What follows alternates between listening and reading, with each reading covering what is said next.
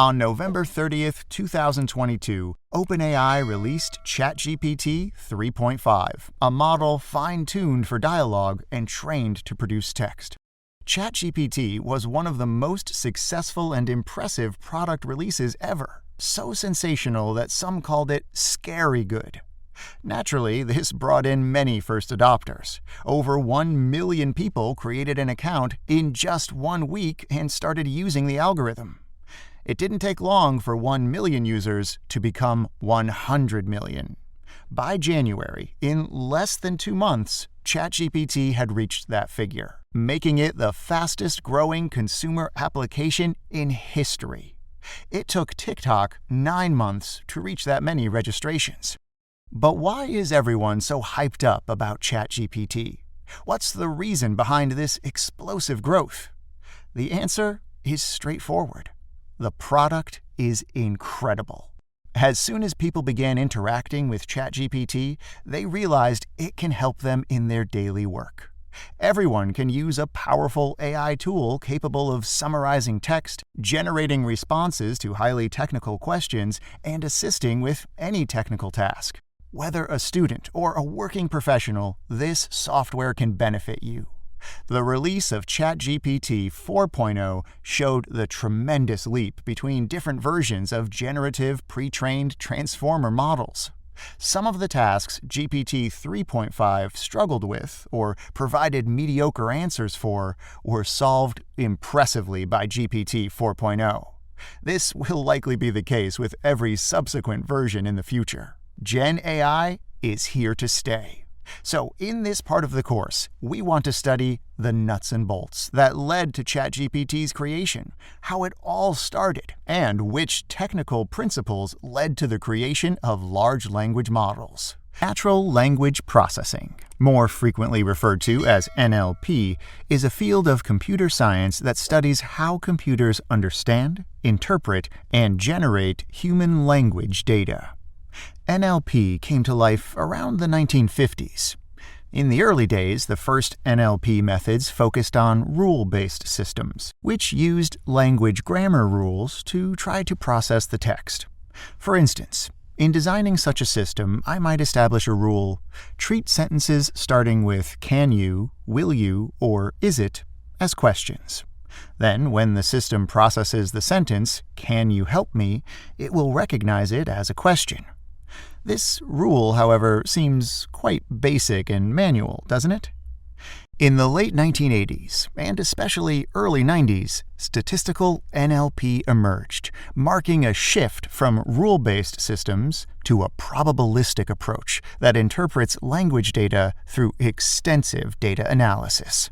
In the 90s, a statistician might have been tasked with designing a program to identify whether can is used as a noun or a verb in a sentence. The difference is very important because, as a verb, can describes a person's ability to do or accomplish something, whereas as a noun, it refers to a container, like a Coca-Cola can.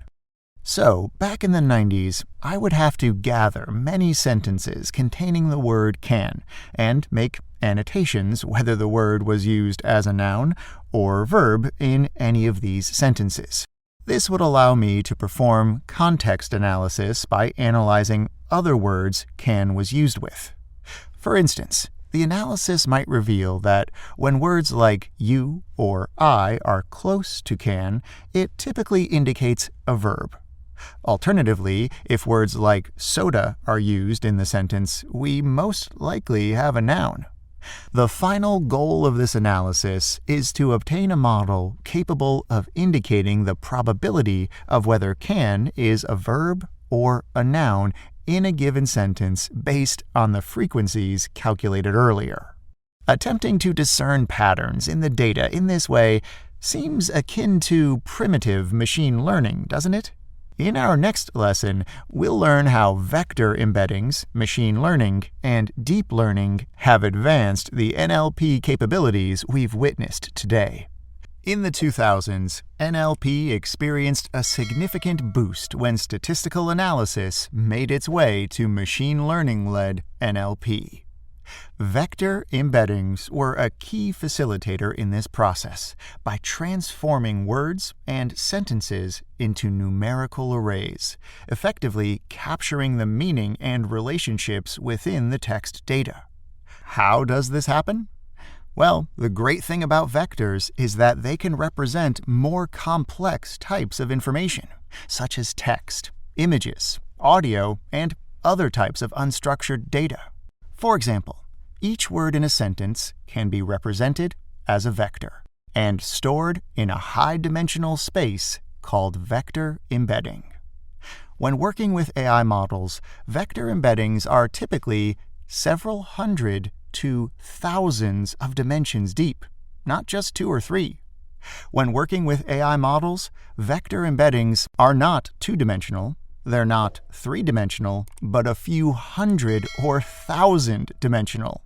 As you can imagine, the meaning of something as complicated as human language can't be captured with 1, 2, or 3-dimensional vectors. Instead, we need hundreds, even thousands of dimensions. The key idea is to use embeddings to store and retrieve data based on semantic similarity. So, text data can be represented through vector embeddings, which serve as a critical enabling factor. Moreover, powerful new ML models emerged, enabling computers to analyze extensive text databases as vector embeddings. These models learned to detect subtle linguistic cues indicating sentiment, like sarcasm or irony, nuances previously elusive to basic statistical methods.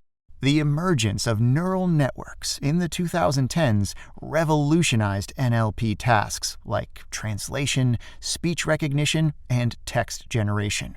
This is because neural networks, with their deep, multi-layered structures, excel at detecting complex patterns beyond the reach of conventional machine learning methods. Transformer architecture, introduced in 2018, is one of the most recent innovations. It revolutionized the NLP field and led to the creation of large language models. This architecture made the development of LLMs like GPT and Gemini possible. In our next 2 lessons, we'll discuss the crucial topic of language models and the transformative impact of transformers. As a child, I enjoyed playing a team-based word association game with my friends. 4 players were divided into 2 teams. One player would whisper a secret word to an opponent, who must then say a related word aloud to help their teammate guess the original whispered word. The teammate gets 1 guess. If incorrect, the next team can describe the secret word with 1 word. The first to guess the original whispered word wins. For instance, if I hear banana, I might say yellow to my teammate.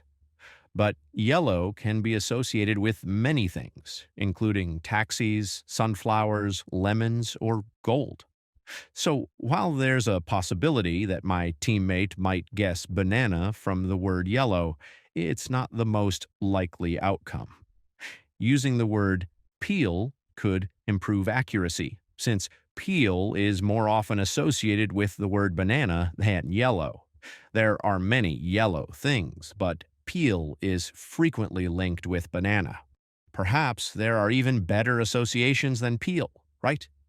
Anyway, to be good at this game, you must think of the word that maximizes the likelihood of your teammate guessing correctly. Some words may be too complicated, so you'll need a few tries to understand them, providing more context. If I'm given grapefruit, I might need 2 turns. First, citrus, which gives my partner a low success chance.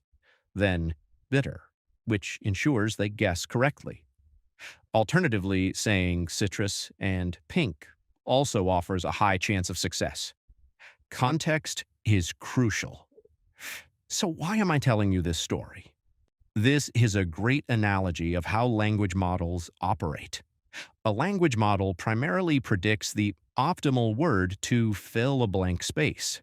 For example, If a user types to be or not to be, that is the model would respond question. Like in the word association game, the model fills in the blank with the next most probable word. So, language models are probabilistic, capable of predicting the missing word in a sentence based on the context provided by preceding words. We generally have two types of language models: masked and autoregressive.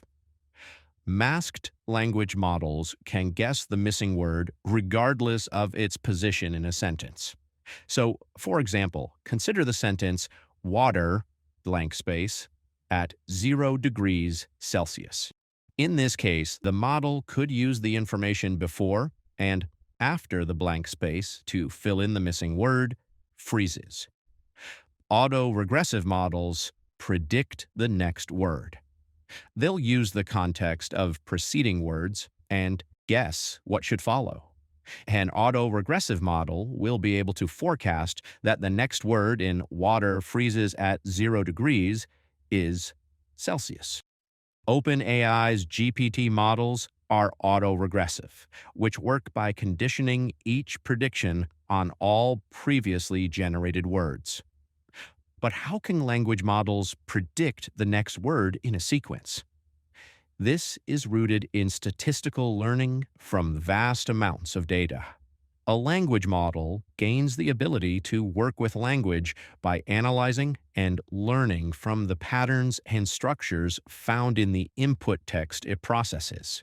This involves digesting large datasets containing diverse linguistic styles and uses, which enable the model to recognize and predict likely word sequences in different contexts. Over time, the model builds a probabilistic map of word associations and dependencies, enhancing its ability to generate coherent and contextually appropriate responses to more complicated prompts.